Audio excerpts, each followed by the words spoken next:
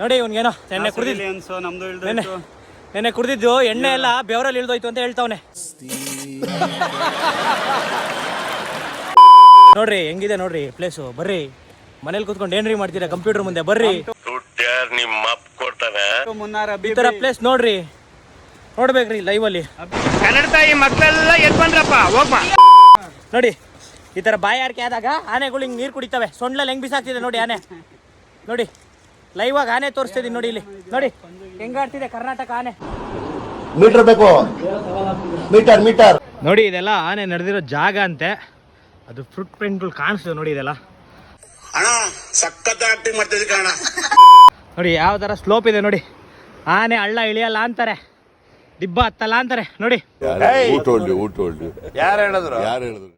ಬನ್ನಿ ಬನ್ನಿ ಸಾಕು, ಇದ್ರ ಮೇಲೆ ಇನ್ನೇನೋ ತೋರ್ಸಕ್ಕಾಗಲ್ಲ. ಸಾಕು ಬಾಯ್ ಮಾಡಿ ಸರ್.